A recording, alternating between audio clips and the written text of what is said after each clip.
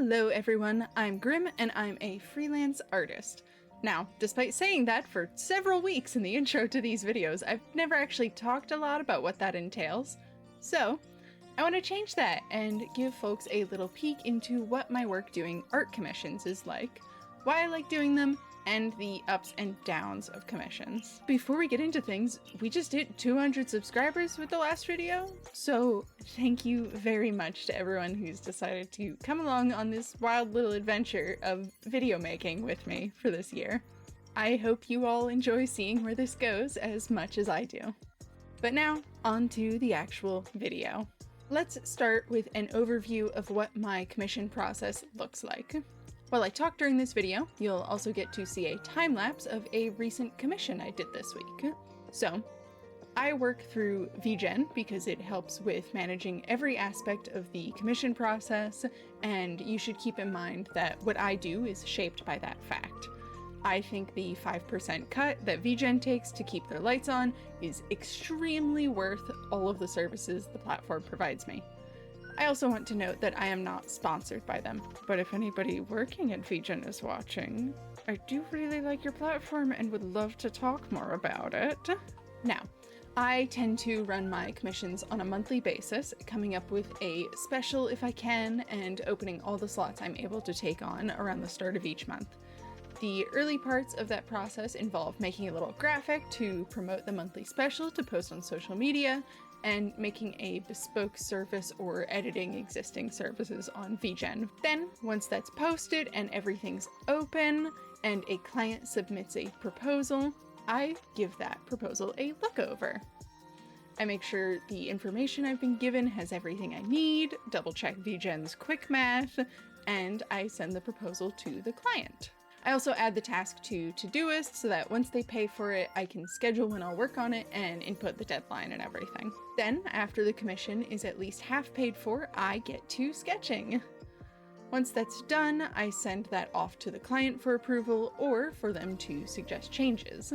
I'll note this commission that you see on screen is actually one where clients get a cheaper price because they don't receive any whips.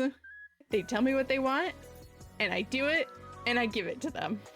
But in any normal commission, the sketch phase is the easiest step to make changes at in my workflow, so most of the time those changes are free, assuming I don't have to redraw the entire sketch. It's also usually the only whip I plan on sending before sending a final approval, because in my experience some folks can get very micromanagey, and I did not choose to do freelance art to be micromanaged by strangers. However, if I have questions or the client asks, I'll always send updated whips. Once the initial sketch is approved, I'll go and finish up the art, and then I send it back for final approval. If it's only partially paid for, I'll also ask for the rest of the payment before I do the final delivery. And from there, once the final delivery is sent off, I make sure to thank them, leave a review, and set up the portfolio showcase on VGen.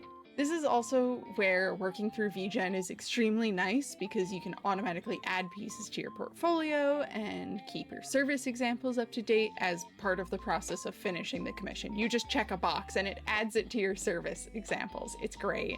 Additionally, after final delivery, I'll also log my cut of what I got after VGen and or PayPal fees in my budget tracker for tax purposes. And that's about what the commission process looks like for me.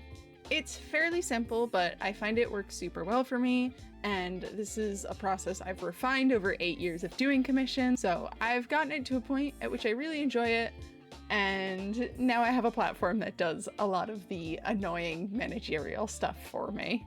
So going into why I like doing commissions.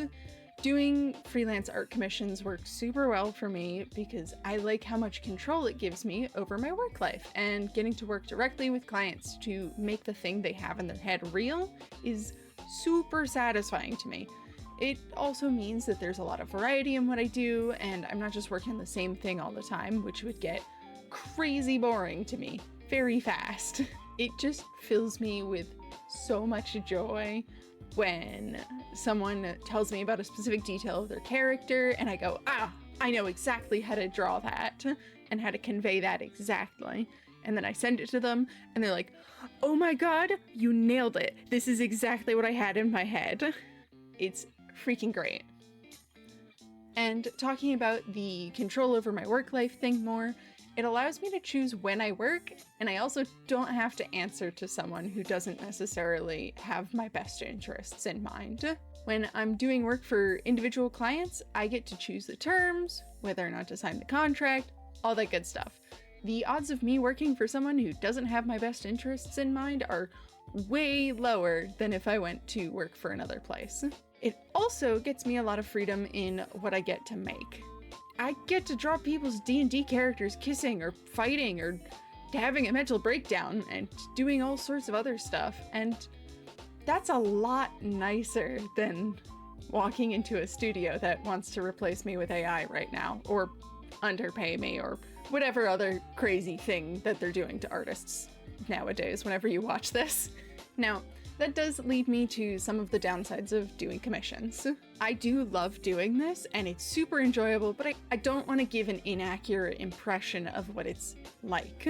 Even though I don't have to put up with a lot of the same problems that I would if I were working directly within industry art studios, it also means I don't get any of the benefits, and that also sucks. Advertising, taxes, healthcare, retirement plans, deadlines, etc. All of that falls on me to do. You have to be able to reach people to get any work, which obviously, anytime social media platforms turn into fascist shitholes, that makes that a lot harder. Thankfully, to mitigate some of this struggle of finding clients, there are platforms like VGen, which at least help you get into a consistent marketplace, which I think is extremely worthwhile. Notably, it also falls on me to do all my own taxes, which, thankfully, not too hard, but it is scary and nerve-wracking at first to have to track all of your expenses yourself and know what to take out for taxes for where you live.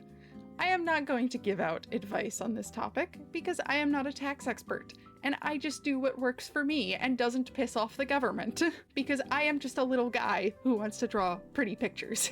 And I also happen to need money to buy food to keep drawing pretty pictures. Another downside is you obviously don't have a company picking your healthcare or helping with a retirement plan for you. I'm actually young enough that I haven't had to pick my healthcare yet, but I will have to soon, so that's something I'm gonna have to learn about. And lastly, of course, you have to set your own deadlines. If you can't figure out how to manage your own schedule and have a healthy relationship between the you that is an artist and the you that is your manager, you're either going to burn yourself out by overscheduling. Hi, I've done that before, multiple times. Or you'll be crushed under the ever-turning wheel of capitalism if you don't get yourself to get stuff done at a reasonable pace. It is a hell of a balancing act, and I don't think the latter is fair, but it's also the reality we're currently living in and people are working to change. All of those downsides said, the upsides are so incredibly worth it to me. Drawing is very much like breathing to me in that if I couldn't do it on a regular basis, I think I'd just keel over and die. All that deeply personal philosophy aside, thank you for watching till the end. Most people statistically don't, so consider yourself cool and blessed with secret knowledge. Also, you should subscribe and turn on notifications. You watched all the way here, so why not ask YouTube to show you more stuff that I make? I cannot promise you exactly what videos you'll get, but it'll be more art, and you'll get to see more of this drawing of a cute mug oscillate between capitalism-induced existential dread and reveling in the joy of human creativity. That aside, again, thank you for watching, and I will see you next week. Bye-bye!